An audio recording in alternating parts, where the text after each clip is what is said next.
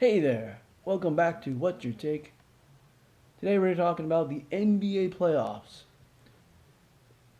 Last night games, Boston Celtics versus Milwaukee Bucks, and then we had not Suns, we had Warriors and Memphis Grizzlies, both game two. Now Boston came out in game two and played way better than they did in game one.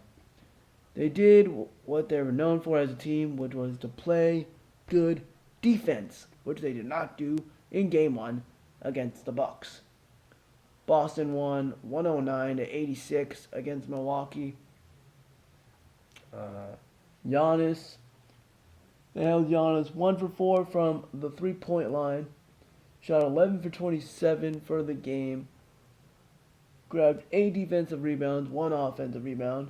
He still scored 28 points, but most of those points came in the second half, where they held Giannis to I got here on SportsCenter, it was like 31% shooting in the first half, only had 8 points, and that's what the Celtics need to do. They need to hit threes like they were doing in the first half, and they need to play defense. They didn't even have the defensive player of the year who's on their team in Marcus Smart, and they still shut Milwaukee down. Milwaukee can beat the Celtics with Giannis just going off and having a hot start game after game. But the Celtics, man, they're a team. That's how they beat Brooklyn. They didn't have the best player on the court, which was Kevin Durant. They beat him as being a team, though. They were the better team. And that's what they're going to need to do if they want to beat Milwaukee, especially. I mean, they're a way harder team than Brooklyn because they have all these key players, where Brooklyn only had Kevin Durant and Kyrie. So, Jason Tatum, he had a good game last night at 29 points, 10 for 20 from the field, 5 for 10 from threes. Jaylen Brown got hot, or he hit I think it was his first 4 or 6 threes. He scored 30 points, 6 for 10 from the 3-point line, 11 for 18 from the field. Had a great game. Brown's got to do this more often. He can't just have an okay game and then play great. He's got to play great every game if they're going to want to beat the Bucks. Let's see. As a team, Milwaukee shot 46%, and Boston shot 47%. Boston really slowed the tempo down in the second half. They weren't pushing the ball and making threes like they were in the first half. In the first half, they went 13 for 20 from the 3-point line. In the second half, they just were missing. And luckily, they played good enough defense throughout the whole game and had such a big first half to go up by 20 that they kept the lead the entire game. But they got to keep that tempo going still. They can't just let up. If it wasn't for Jason Tatum, the Milwaukee probably could have came back on them. But Tatum hit some key buckets down the stretch to keep the lead in hand. Then we had, let's go to the other game here.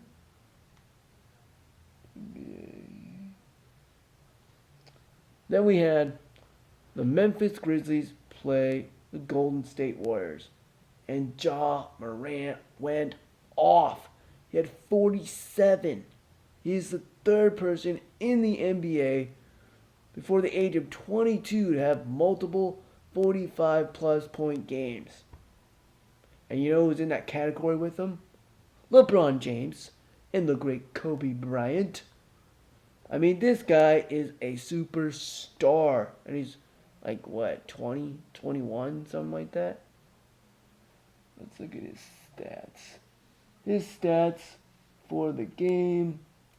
Let's go. NBA.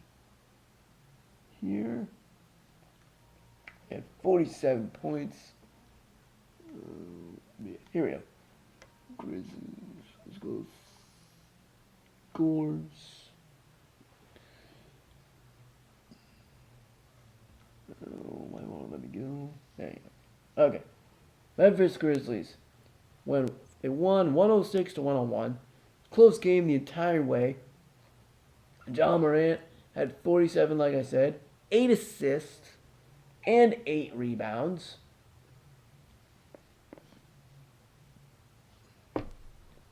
He shot 12 for 13 from the free throw line, 5 for 12 for threes, which is good for John Morant because he's not well known for his three-point shooting, but even just to hit 5 threes is pretty good. I think he hit 1 or 2 down the stretch in the fourth quarter, so that was clutch.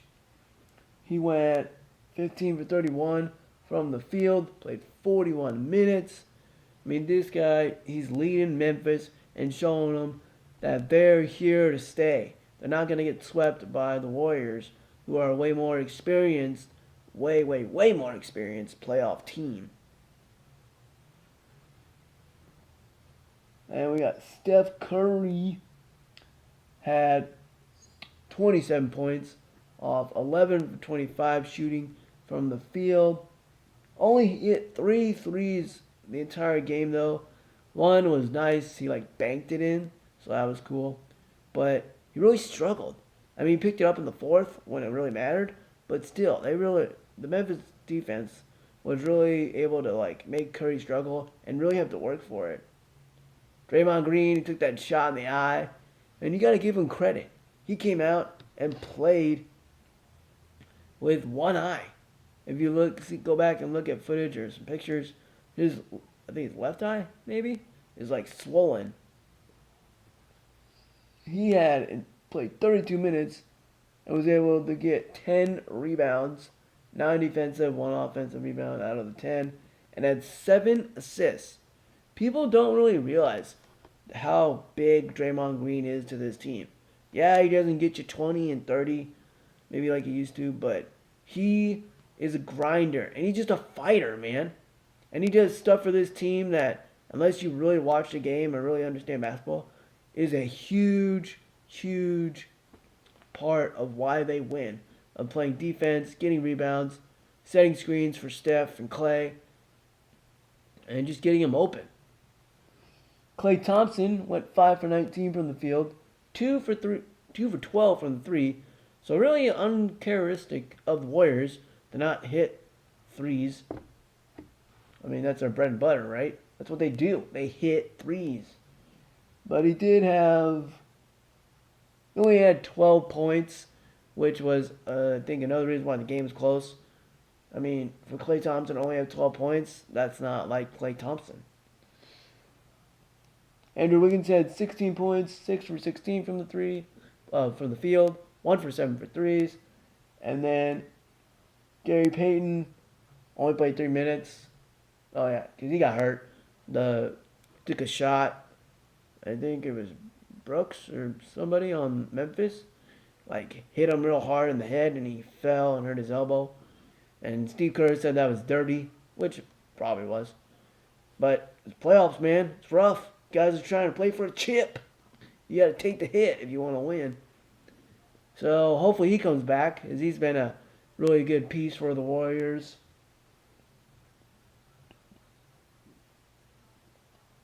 And then, let's see. Porter Jr. came off the bench for 21 minutes. He didn't shoot well either. Only scored 4 points for the Warriors. So not the greatest game for the Warriors, but they kept it close. So hopefully they can go back to their place and step it up like they did in Game 1 and came out with the victory. And that game was close too. It came down to the last play. Well, they had John Morant come off back screen, and he was open for that layup, and then Klay Thompson made that great defensive play on him. So this series should be exciting, man.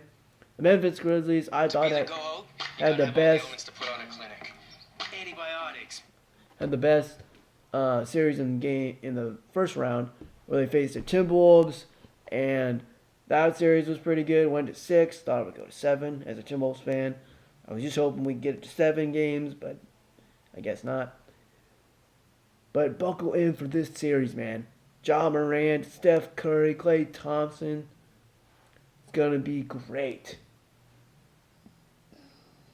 Man, I'm missing. Oh, Poole. Here we go. I knew I was missing somebody. Poole, he stepped up in the game. He scored 20 points. And he came off the bench. Huh. I thought he started. Anyway, he scored 20 points in 34 minutes. 1 for 6 from 3. And 8 for 16 from the field, though. So pretty good. As a team, the Warriors shot 42% from the field and 18% from the three-point line. I would not recognize this Warriors team. I mean, who would? That's not like them to go 18% from the three-point line. Or the Grizzlies, they shot 39%, almost 40% from the field, and 31% from the three-point line.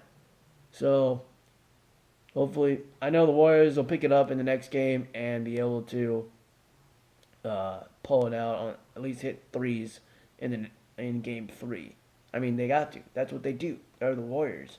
They're the three-point team. And real props to Jordan Poole for stepping up for the Warriors and really coming through for their team, especially in the first round when Curry had to come off the bench. That's what's crazy now. Now you got Jordan Poole, Klay Thompson, Steph Curry, Draymond Green doing all the dirty work. So 4 of the 5 guys are stars or superstars on this team. And who are you going to stop? Luckily, the Memphis Grizzlies caught them on a bad night where they shot bad from the three-point line. Alright, so let's get to tonight's games. You got the Miami Heat and the 76ers. Miami Heat, I think, will win this series in, I'm going to say 5. I don't think they sweep them because I think the Sixers will get one. But with Joel Embiid out and James Harden not really scoring over 20 points a game, it's going to be tough. And Jimmy Butler is just a leader of this team. He scored 45 one game against Toronto. And they just got a bunch of grinders that weren't drafted and nobody wanted. And now they're on Miami Heat. And they're the top seed in the East.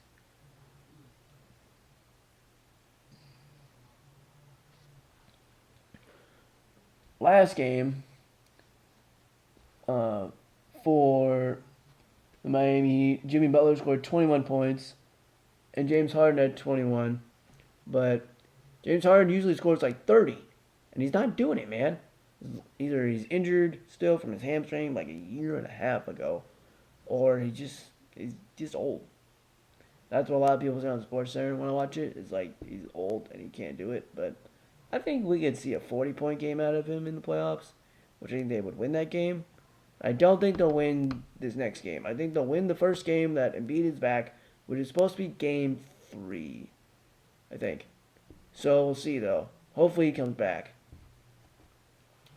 But the Suns and the Mavericks series, I think that is the second best series in the second round after the Warriors and Grizzlies. Luka is a one-man team. The dude had 45. 45. But it wasn't enough because the Suns have a whole team that play like 70 games together. Did you hear that, Brooklyn? They actually play games together as a team. Maybe you should try that sometime. But wait till you're out of the playoffs. Ugh. I guess you could always go to practice and practice it for next season in 6 months where the Suns are still in the playoffs because they play as a team. So the Suns' last game, the Bucks score here. The Suns and Mavericks, Luka had 45. The next highest scorer was Brunson with 13. So early, a one-man team. Then the Suns, Booker had 23. Johnson had 17. Payne had 9 off the bench. Chris Paul had 19. 7 for 13 from the field. Had only 3 assists. Wow. Chris Paul only had 3 assists. You gotta have all the elements to put on a clinic. Antibiotics, bandages, ice spray. Let's do this. Now that's the grit. Chris Paul only had 3 assists last game. That's shocking. But all in all, good win for the Suns. Like I said, all-around team where Dallas is a one-man team. But they need someone else to step up. And I think the Suns will win this. You know what? I'm going to give the Mavs 2 games. I think the Suns will win this in 6. And then we'll see the matchup, hopefully, that we're all waiting to see. Warriors, Suns, Western Conference Finals. I think the Warriors will win in 7 against the Grizzlies. Should be an exciting second round. I didn't do anything on the first round because, honestly, besides the Celtics series, Memphis series, and kind of the Warriors series, I thought it was interesting. The rest of the series, Milwaukee Bulls, Sixers, Toronto, it was okay. It was like whatever. The second round is when it really heats up. So, pay attention now to the NBA playoffs. It's going to be great. It's going to be awesome. Get ready. NBA playoffs. Let's go. Thanks for watching. What's your take?